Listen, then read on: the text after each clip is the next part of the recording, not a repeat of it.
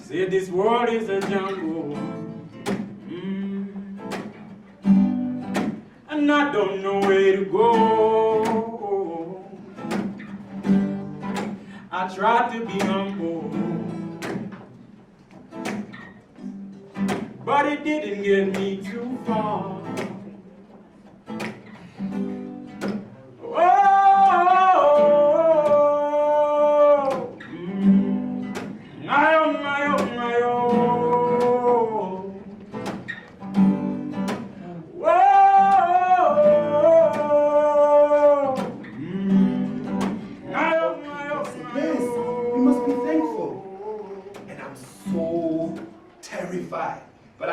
Since I'm a facilitator, I have to keep a straight face and I have to say, in what way? What do you mean? But actually I would say, are you crazy? That's what I want to say. But I have to say, in what way? Or can you explain further? And then people say, no, look at us now. Today we are wearing clothes. Okay, so you think Africans could never be able to produce clothes? Yeah, but you need to also understand, today we speak English. Okay, so you think actually English is an advancement? Isn't it an enslavement? Because that's what it is to me. I don't understand why speaking English should mean anything else than that we have been terrorized into thinking that good languages come from outside of Africa. We have incredible languages. You know you struggle to translate some of your profound sayings into English. Not because you don't understand language, but because there's certain things that don't exist in English. And then they go further. No, but you see, today we are staying in a nice hotel, we have cities, so the mind frame of many of us is that even if we didn't really like colonialism, probably we are better with it. Because imagine what Africa would have been like if we were just existing the way we was. I wish we existed the way we was. I wish there was never any invasion, any colonialism on this continent. We are worse for it. Only. There's absolutely nothing that I'm thankful for. There's absolutely nothing that I appreciate. There's absolutely nothing that I'm thankful for. My ancestors are turning in their graves if I would even say anything remotely to it like that. That's an offense. And who said the word sin? Maybe that's one of the sins we need to actually call out. We cannot talk about our history. Our history, our strength, our incredible building capacity, and call that something we are happy disappeared? No. We are really become problematic in relation to our own history. We lost our mind, meaning that today, very few of us, if almost any, have to produce any form of African knowledge to become somebody, meaning get a job, being able to provide for your family, being able to be seen in society as somebody of importance. Actually, it seems to be better to actually leave that knowledge alone because it clouds you and it makes you confused. So it's better to go to institutions to regurgitate Western knowledge, know a lot about scholars from America and Europe, but absolutely nobody from any region of Africa. Maybe one or two, but it's not really that important. Africa is not important in the landscape of knowledge today. And we need to acknowledge that that's how the world has constituted itself. Do we agree with that? Do we perpetuate that? To what extent is MUBS creating another narrative? Where does Africa sit in this institution? What do you have to know about African knowledge before you can even get any paper from this institution?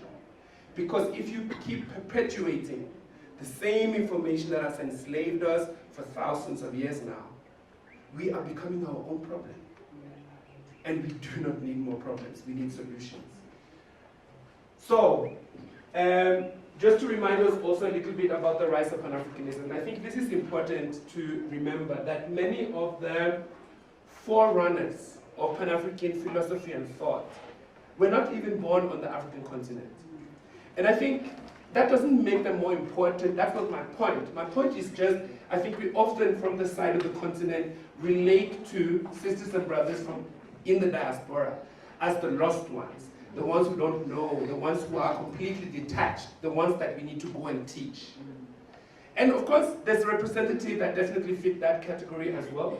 But to some extent, there's also many members of the African diaspora community that have worked so hard to bring back aspects of African knowledge that they also need to come and teach on the continent.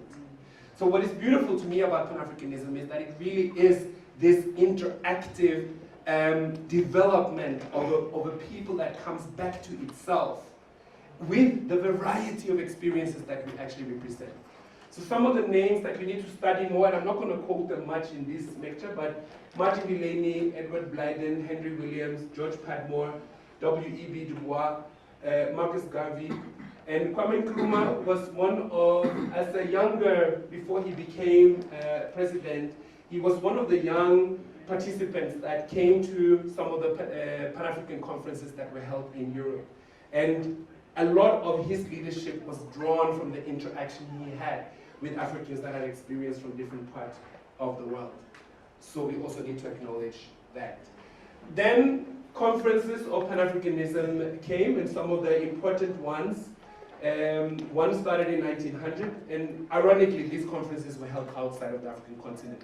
That's an irony in itself. Another one was held in 1919 in Paris, and another one was held in London in 1945.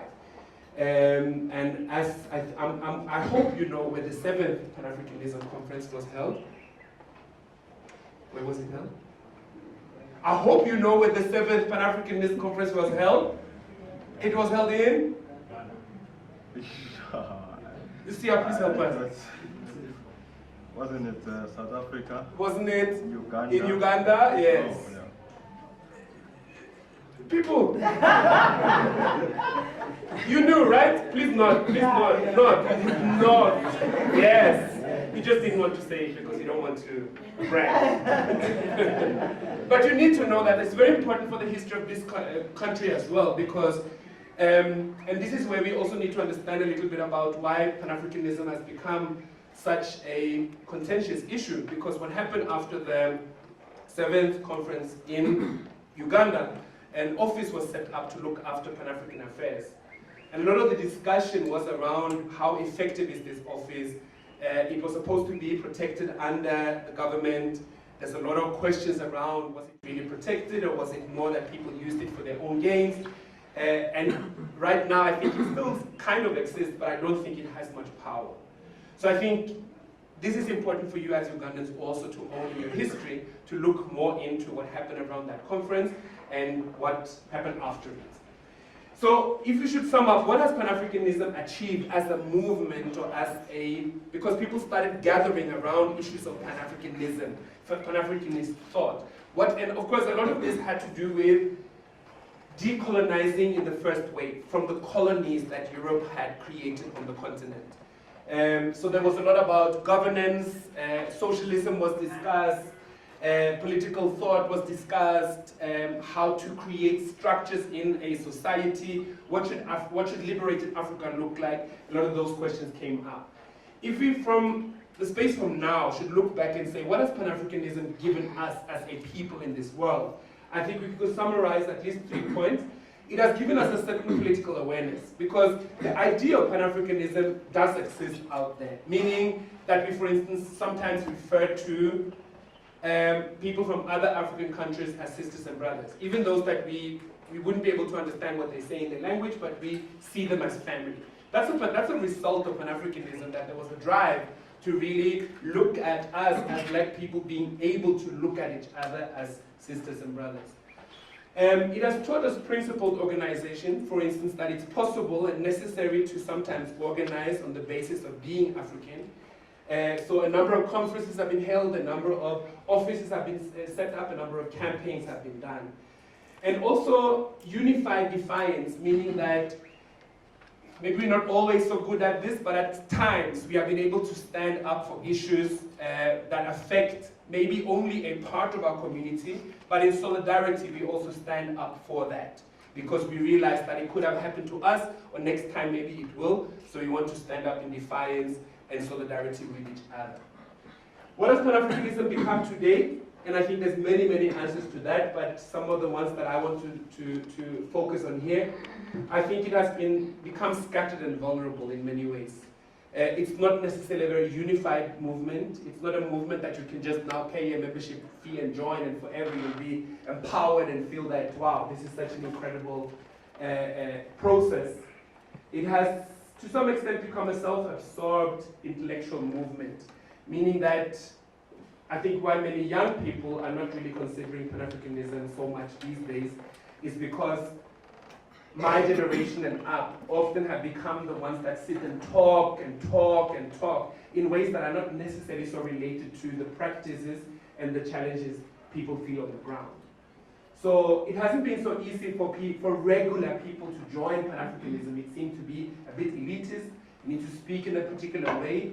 You need to use phrases and terms that are not necessarily normal or regular, and that also creates difference and pushes some people out of the center.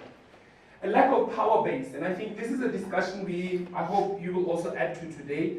What is our power as African people? Because in this world that we live in right now, we don't really constitute power in the sense of politics, in the sense of that other parts of the world will consider us before they make a decision. A lot of people make a decision, we'll just tell Africa to do this. We just need access to this river, we need access to that mountain, we need access to this mine, and if we need to pay a little bit more, let's just do it. There's no, what do we do about Africa? How do we ask Africa if they are interested? How could we negotiate? That's not really how the world responds to us. And maybe also because we don't seem to have many governments in place that work for the interest of our people. So many of us are also very disillusioned with governance, with leadership, with presidents, with ministers, because they don't seem to have our interest at heart.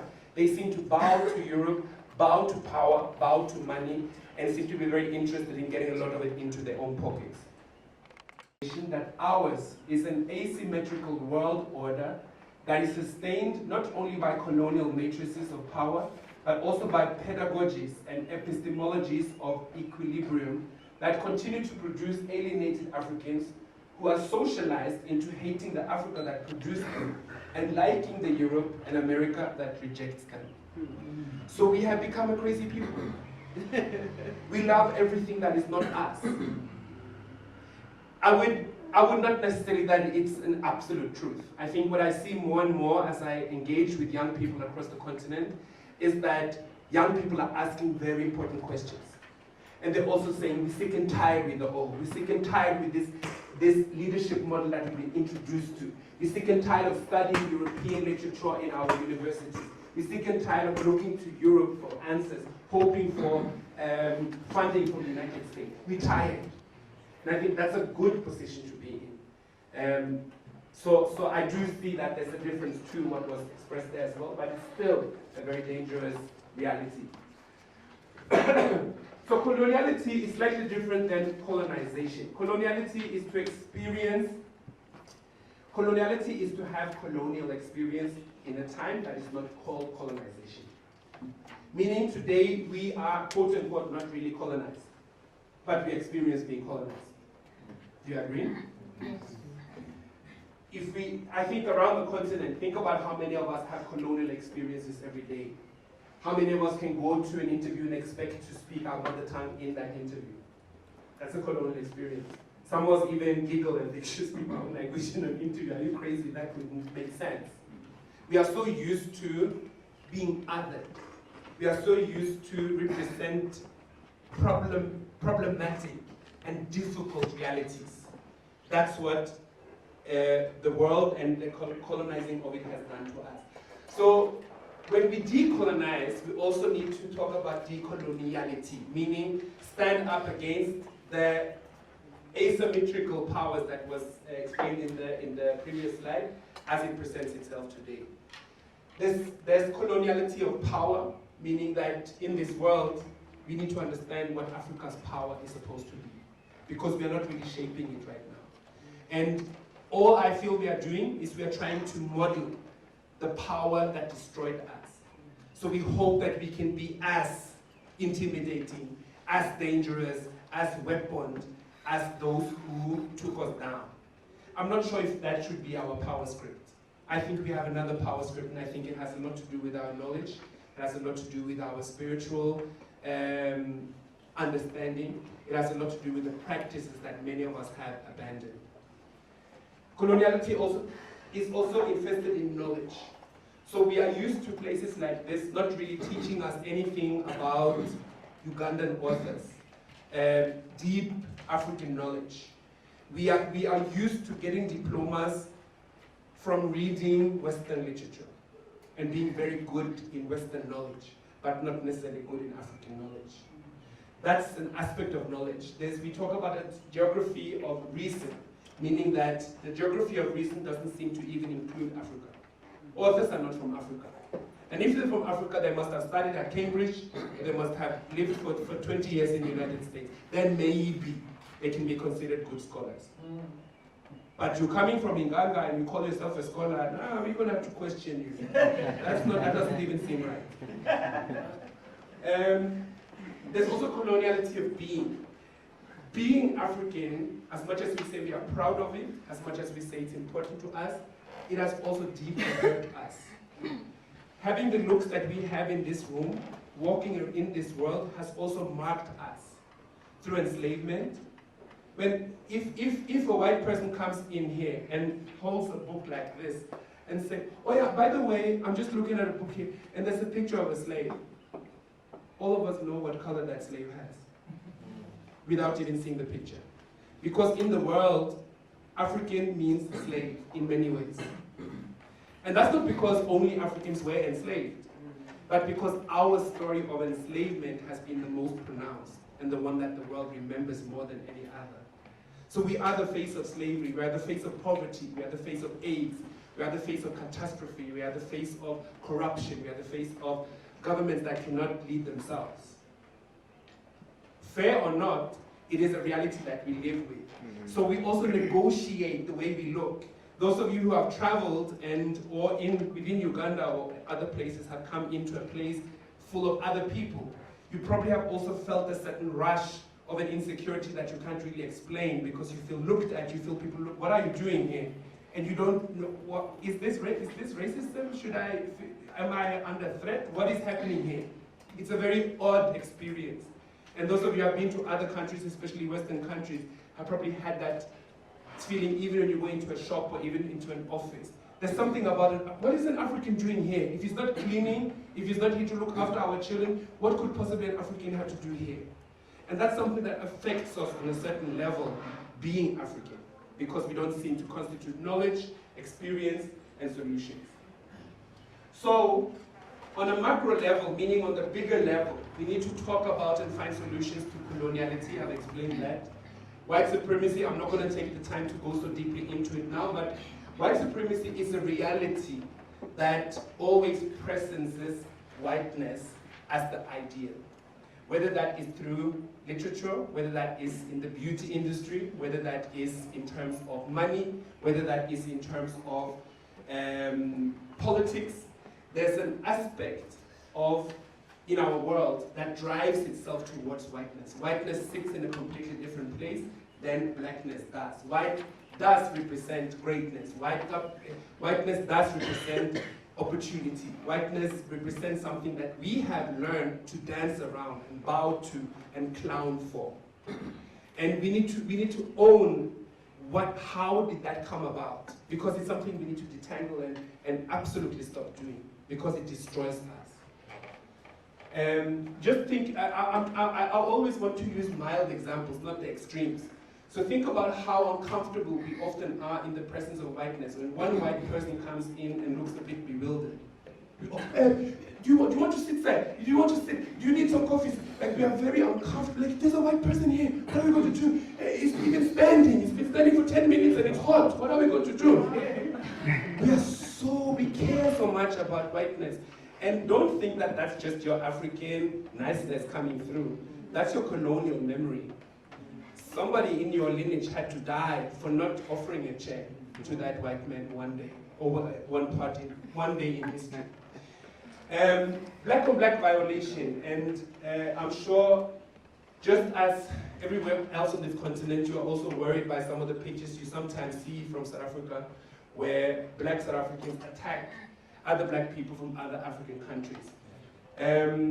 you may want to talk more about that, but I think all I want to say about in this reference is that it's also part of a wider system that is practiced around this continent, which is black-on-black violence.